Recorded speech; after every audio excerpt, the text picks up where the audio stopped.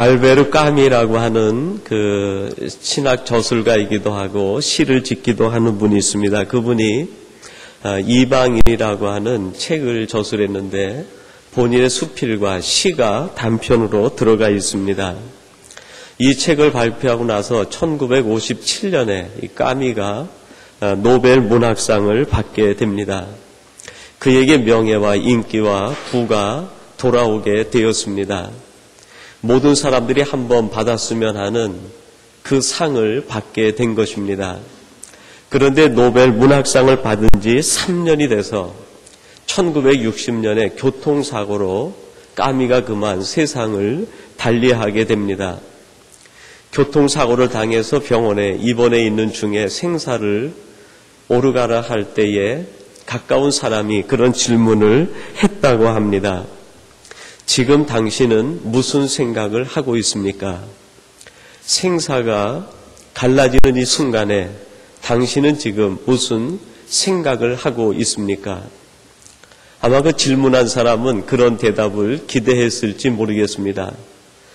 이 까미의 사상을 한마디로 요약해서 내 사상은 실존주의라든지 내 사상은 소외된 감정이라든지 내 사상은 이 땅에 있는 사람들이 나그네와 같다라든지 멋진 심오한 말을 기대했는지 모르겠어요.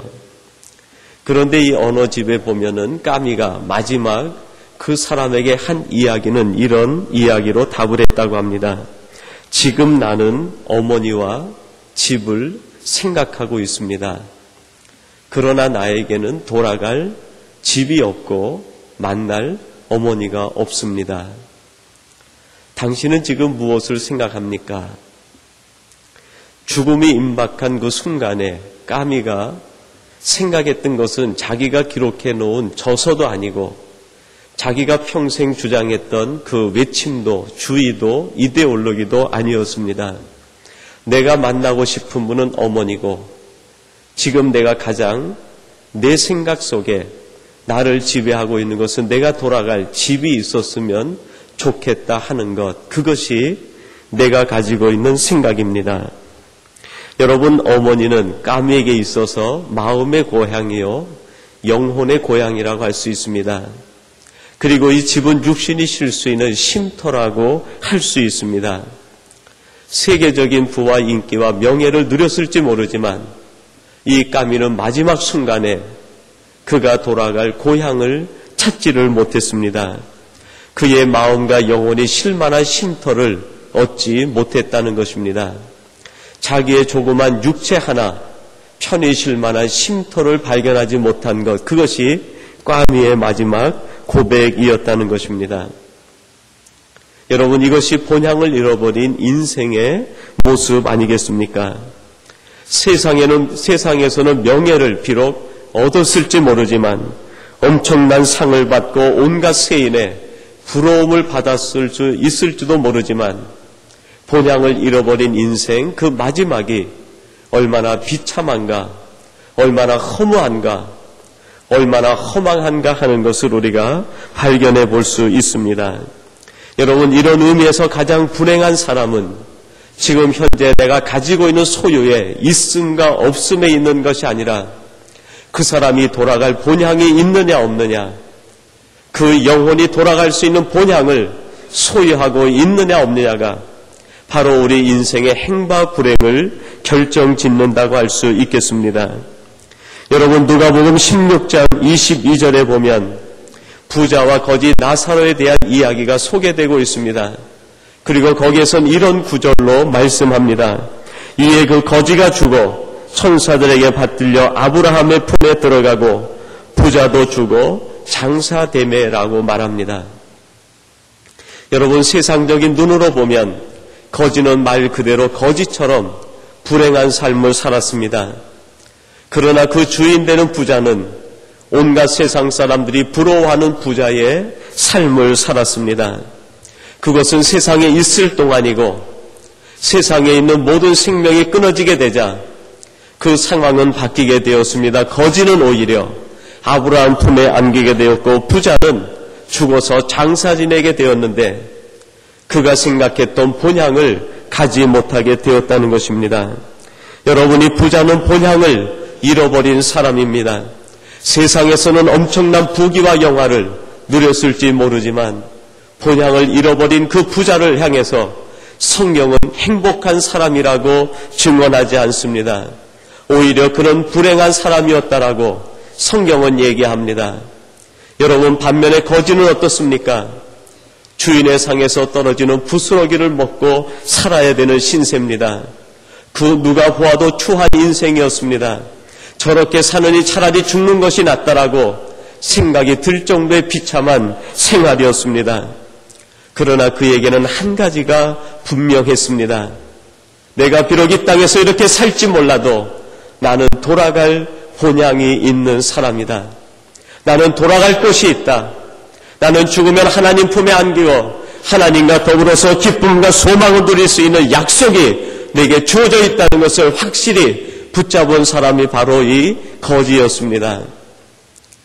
여러분, 세상적인 눈으로 보면 거지가 불행해 보였을지 모르겠습니다. 그러나 하나님의 눈으로 볼 때 이 세상 그 누구보다도 행복한 사람은 바로 이 거지였습니다. 세상에서 온갖 것을 누린 사람이 아니라 하나님을 소유하고 돌아갈 본향이 있는 그 사람을 성경은 행복한 사람이라고 이야기합니다. 여러분, 오늘 성경 말씀은 잃어버렸던 본향을 찾게 된 한 사람의 이야기가 소개되어져 있습니다.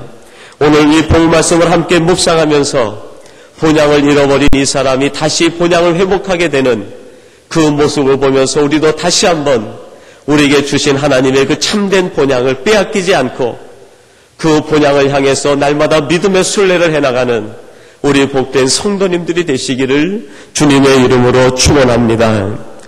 첫 번째로 오늘 성경은 본향을 말하기 전에 우리가 살아가는 이 세상에 대해서 정의를 내리고 있습니다. 여러분, 오늘 성경 말씀이 우리가 살고 있는 세상에 대하여 정의를 내리고 있는데 그 정의는 어떤 것입니까? 우리가 살고 있는 세상은 무덤과 무덤 사이이라고 이야기합니다. 여러분, 오늘 본문 2절과 3절 말씀인데요. 우리 같이 한번 봉독해 보십시다. 거기에 보면 이 세상이 어떤 곳인지 성경은 아주 날카롭게 비유적으로 말씀하고 있습니다. 2절과 3절입니다. 배에서 나오심에 곧 더러운 귀신 들린 사람이 무덤 사이에서 나와 예수를 만나다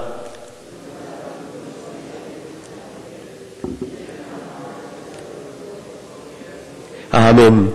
2절에서도 무덤 사이에라고 나옵니다. 3절에서도 그 사람은 무덤 사이에서 거처하였다. 여러분, 5절에 보니까요, 동일한 말이 반복됩니다. 밤낮 무덤 사이에서나 그렇게 말합니다. 여러분, 오늘 본문에서 오늘 이 본문에 나오는 사람이 살고 있었던 곳을 동네라고 얘기하지 않습니다. 그곳은 분명히 거라사 지역입니다. 그리고 20절에 보면은 데가볼리 지역으로 가서 이 거라사에 귀신 들린 자가 예수를 증거했다고 얘기합니다. 얼마든지 지역을 얘기할 수 있습니다. 지방을 말할 수 있습니다. 그가 살던 삶의 자리를 지명으로 정확하게 이야기할 수 있습니다. 그러나 성경은 그 지명을 이야기하기보다는 그 사람이 살고 있었던 실존적인 자리를 비유로 얘기합니다. 그는 무덤과 무덤 사이에 살고 있었다고 얘기합니다. 여러분, 언젠가 말씀드린 기억이 나는데요. 히브리어는 강조법이 같은 단어를 반복해서 사용하는 것이라고 했습니다. 그것이 헬라어에도 같은 수사법이 적용이 됩니다. 무덤 사이에라고 하는 말이 3번 반복되면서 오늘 본문에 나오는 이 사람은 자기 스스로는 그 무덤 사이에서 빠져나올 수 없는 사람이라는 것을 강조하고 있습니다. 스스로는 벗어날 수 없고 거기에 쇠사슬로 착고에 채여 매여 있는 그 인생이 바로 무덤 사이에 있는 이 사람이라고 이야기합니다. 여러분이 무덤이 얼른 우리에게 주는 연상하는 것이 무엇입니까? 죽음이 연상됩니다. 희망이 없는 것이 연상됩니다. 눈물이 연상됩니다. 허무한 것이 연상됩니다. 슬픔이 연상됩니다. 모든 것이 끝이라는 것이 연상됩니다. 그렇습니다. 그 연상 그대로, 그 상징 그대로 무덤은 그것을 의미합니다. 무덤 사이에 있다는 것은 죽음 사이에 살고 있다는 것입니다. 눈물 사이에 살고 있다는 것입니다. 아무리 발버둥 쳐도 인간의 힘으로는 희망을 발견할 수 없는 곳, 절망 그 한가운데가 바로 무덤 사이, 그것을 의미하는 것 아닙니까? 거기에 결박되어 있는 사람, 무엇에 결박되어 있습니까? 죄와 죽음과 사망에 결박되어 있다는 것입니다. 여러분 5절을 더 보면 그렇게 기록합니다. 밤낮 무덤 사이에서나 산에서나 늘 소리 지르며 돌로 제 몸을 상하고 있더라.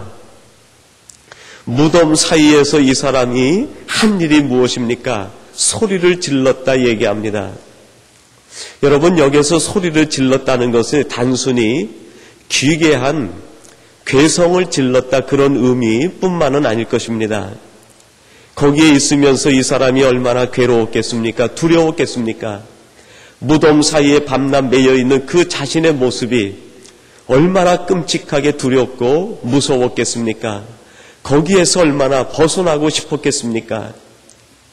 여기에서 지른 소리는 괴성이 아니라 나를 살려달라고 하는 아마 구원의 그 누군가를 향한 자기의 메시지를 선포하고 있었을 것입니다. 제발 나를 여기에서 건져다오. 그 누군가가 제발 나를 여기에서 살려다오. 그렇게 소리치고 또 소리쳤을 것입니다. 그러나 여러분 그 소리에 대답이 없습니다. 자신은 소리치지만 그 소리에 구원으로 응답한 소리가 세상에서는 한마디도 없었다는 것입니다.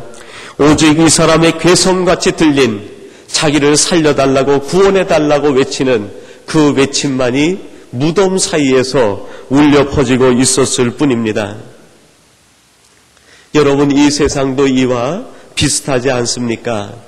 제발 그 누군가 와서 나를 이곳에서 건져달라고 얘기하지만 이 세상에 있는 그 누구가 그 어려움에 처한 사람을 건져낼 수 있습니까?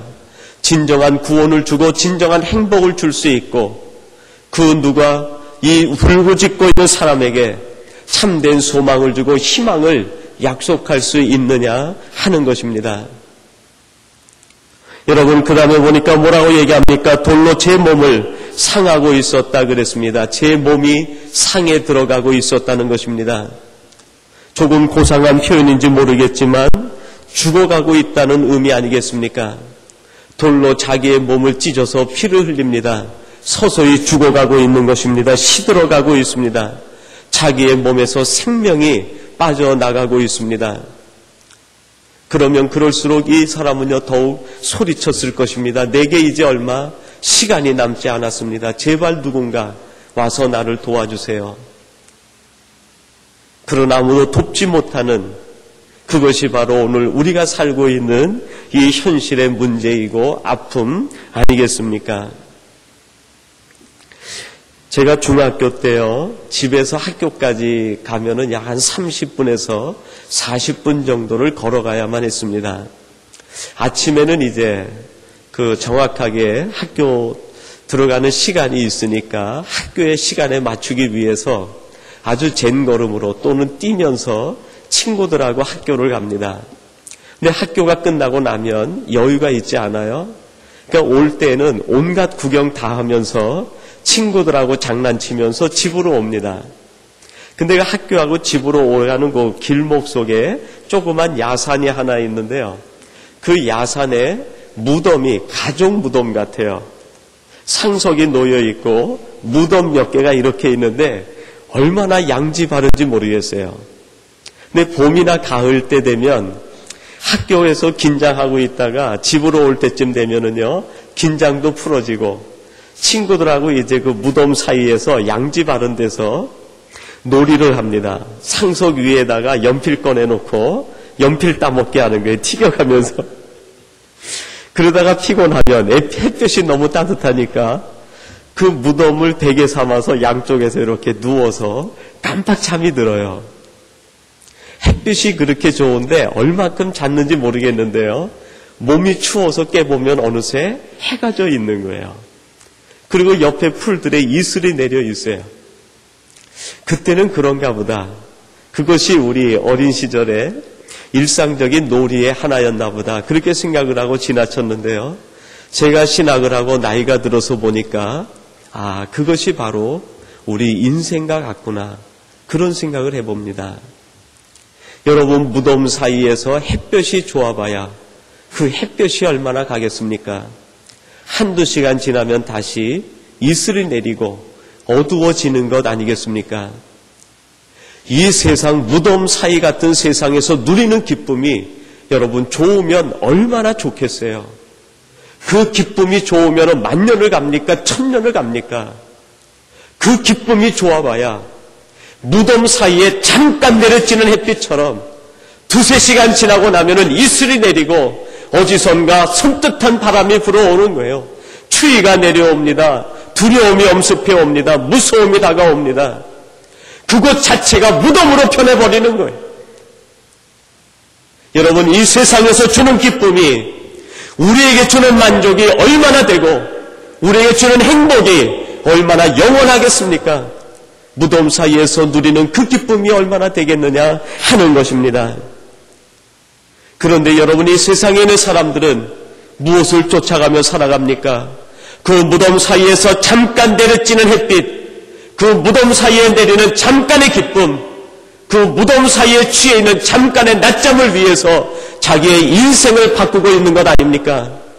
자기가 지금 어디에 있는지도 모르고 어디에 매여 있는지도 모르고 죽음의 쇠사슬, 사망의 권세에 매여 있는 것도 모르고 무덤 사이에서 잠깐 내리치는 햇빛에 취하고 그 낮잠에 취해 있는 것이 오늘 현대 세상 사람들의 모습 아니냐 하는 것입니다.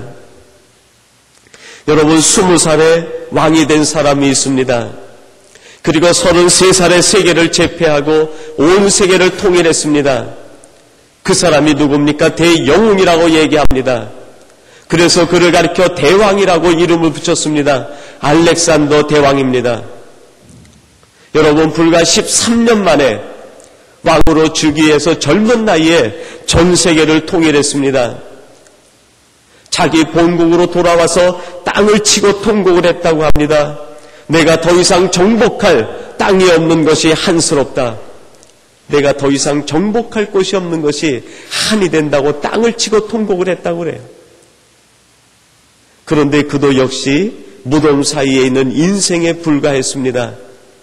33살에 그에게 죽음의 권세가 찾아오게 되었습니다. 임종 직전 자기 사랑하는 신하들에게 그런 유언을 남겼다고 합니다. 내가 죽으면 내 손을 펴서 관 밖으로 내보이게 하라. 모든 것이 허무하고 아무것도 없다는 것을 그렇게 표현했다는 이야기입니다. 여러분, 무덤 사이에 있는 인생이 세계를 정복한들 그것이 얼마를 갑니까? 그것이 평생 갑니까? 그것이 수만 년, 수천 년 그에게 남아 있습니까? 여러분, 통일된 로마 제국이 그 뒤에 세계의 왕조로 쪼개지게 됩니다. 알렉산더가 이루었던 그 번화로운 나라, 그 번영의 나라가 세계를 통일했던 그것이 한낱 낮잠의 꿈처럼 무덤 사이의 꿈이 되고 말았다는 것입니다.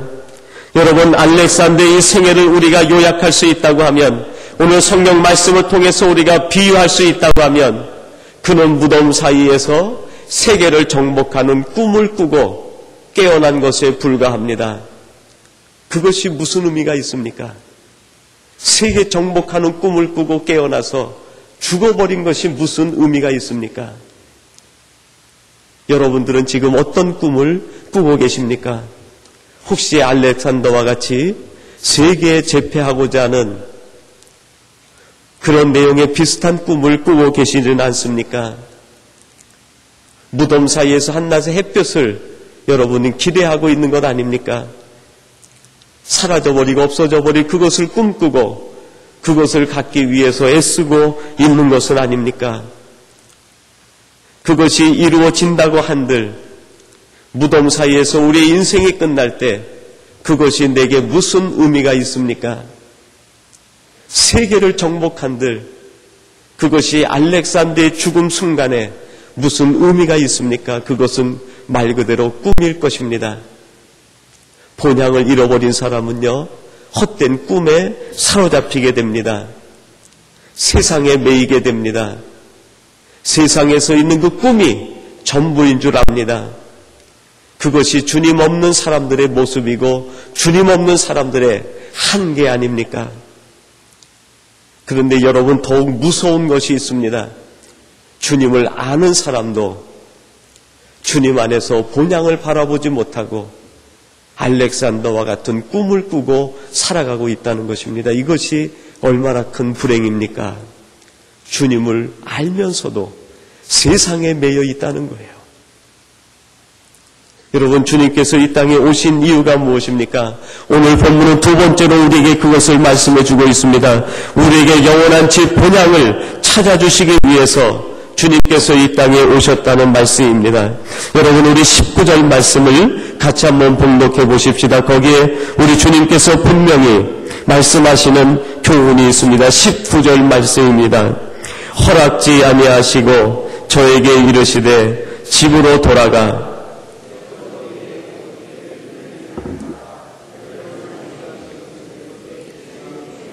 아멘.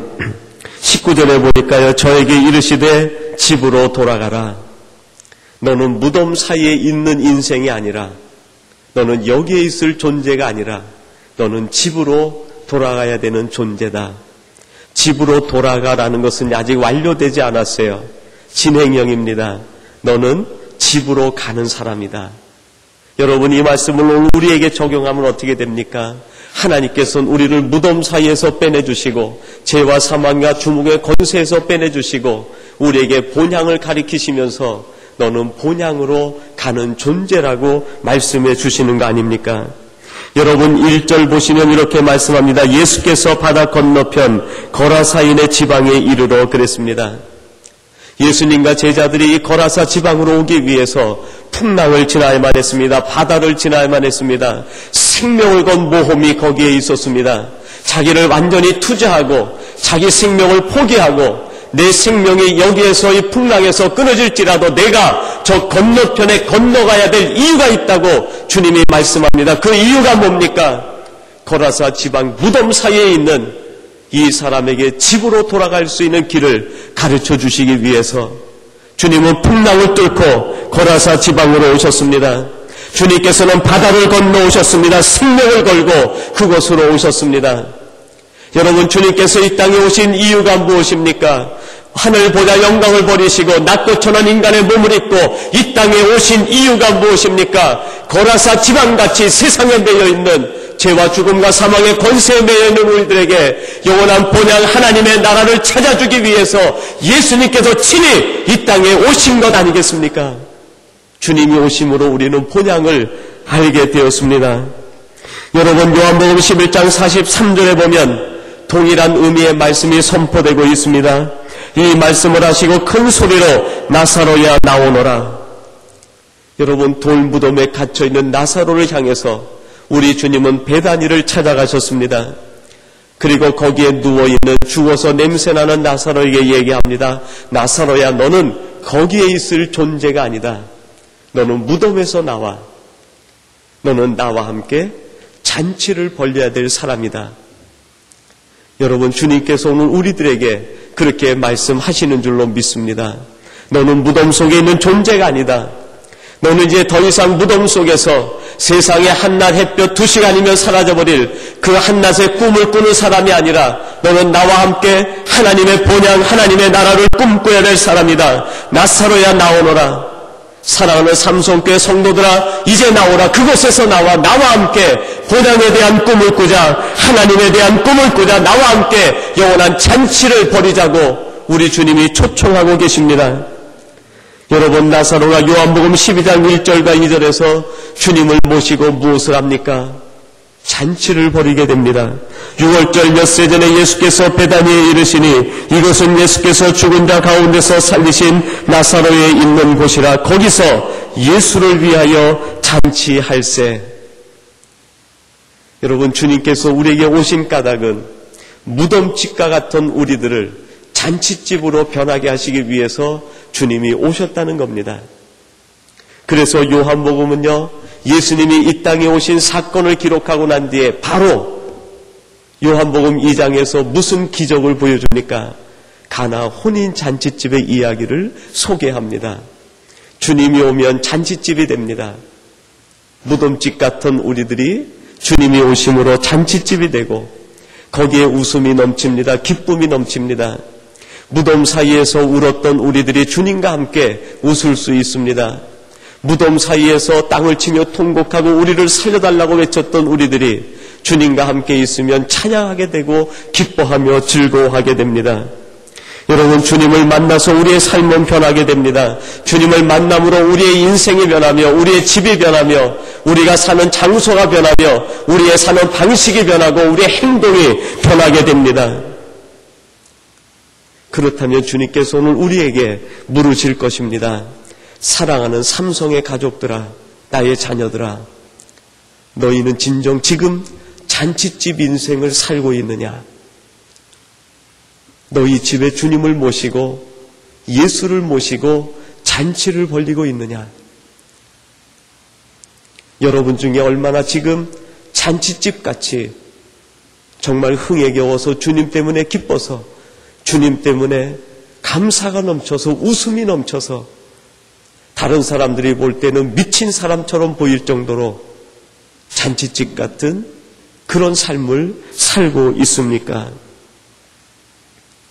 여러분, 히브리서 11장 15절에 보니까요, 이런 말씀이 있습니다. 저희가 나온 바 본향을 생각하였다면 돌아갈 기회가 있었으려니와. 11장은 믿음장입니다. 믿음장을 쭉 열거하면서 믿음의 선조를 한 명 한 명 들어 얘기합니다. 그리고 그들에게는 한 가지 공통점을 얘기합니다. 그게 뭡니까? 저희들이 모두가 떠나왔다는 거예요. 떠나왔다는. 어딘가를 떠나왔다는 거예요. 여기서 말하는 게 뭡니까? 저희들이 자기 집을 생각했다고 하면 지금도 돌아갈 기회가 있었으려니와 그렇게 얘기를 해요. 자신들의 육신이 떠나온 것을 생각했다고 하면 언제든지 돌아갈 수 있었으나 그들은 그곳으로 돌아가지 않았다는 거예요. 그러면서 뭐라고 얘기합니까? 16절에서 이렇게 말씀합니다. 저희가 이제는 더 나은 본향을 사모하니 곧 하늘에 있는 것이라. 그러므로 하나님이 저희 하나님이라 일컬음 받으심을 부끄러워 아니하시고 저희를 위하여 한 성을 예비하셨느니라. 저희가 나왔던 옛집을 생각하는 것이 아니라 그들은 이제 더 나은 본향, 하나님께서 지으신 한 성을 바라보면서 그곳을 향해서 믿음의 순례를 계속했다고 얘기합니다. 여러분, 이미 우리는 무덤 사이에서 나온 사람들입니다. 이제 우리를 다시 무덤 사이로 이끌어갈 세상에 그 어떠한 권세도 없습니다. 우리 주님께서 우리를 본향으로 향할 수 있도록 우리를 붙들어 주십니다. 인도해 주십니다. 그럼에도 불구하고 때때로 우리의 마음과 정서가 옛집을 향할 때가 얼마나 많습니까? 여러분, 그렇게 되면 하나님을 기쁘시게 못한다고 히브리서는 말합니다. 믿음이 없이는 하나님을 기쁘시게 못하나니 이 믿음의 선조들은 자기가 언제든지 옛집으로 돌아갈 수 있었지만 그 옛집을 바라보지도 않고 돌아가지도 않고 그들은 오직 하나님이 지으신 본향을 향해 전진했다고 말하고 있습니다. 사랑하는 성도 여러분, 이제 우리들은 무덤 사이를 바라보는 것이 아니라 무덤 사이에서 꿈꿨던 그 2시간의 낮잠을 꿈꾸는 것이 아니라 거기에서 있을 그 기쁨, 그 낙관, 그 행복을 꿈꾸는 것이 아니라 이제 우리는 주님과 함께 본향으로 가는 사람이 되어야 될 것입니다. 문제는 본향으로 가는 길이 쉽지 않다는 데 있습니다.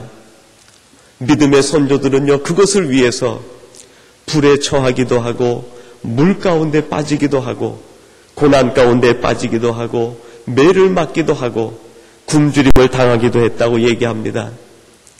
여러분, 그래도 포기할 수 없는 것이 있습니다. 그게 뭡니까? 본향으로 가는 길입니다. 본향으로 가는 길입니다. 여러분, 그거보다 더 기쁨, 더 행복은 없습니다. 세상으로 돌아가 봐야 2시간의 낮잠이 있을 뿐입니다. 그러나 본향을 향해 가면 하나님이 지으신 성이 있습니다. 하나님이 기다리고 계십니다. 사랑하는 성도 여러분, 이제 우리는 무덤집에서 나와 잔치집 인생을 살아가야 됩니다. 주님께서 우리에게 물으실 것입니다. 지금 내 심령은 진정 잔치집 같으냐? 그럴 때 우리는 담대하게 정말 진심으로 고백할 수 있어야 될 겁니다. 주님, 그렇습니다. 주님 때문에 저는 행복합니다. 주님 때문에 내 안은 잔치집입니다.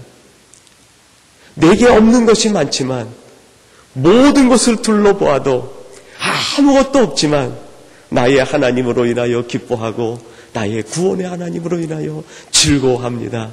나는 잔치집입니다. 주님이 물을 것입니다.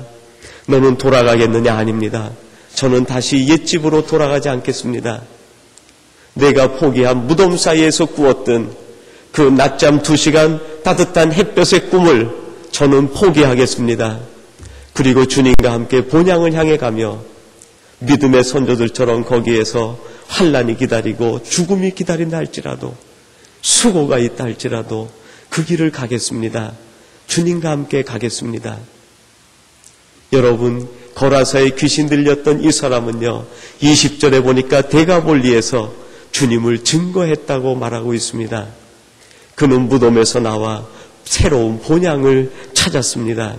사랑하는 성도 여러분, 우리가 찾은 이 본향 얼마나 귀한 겁니까?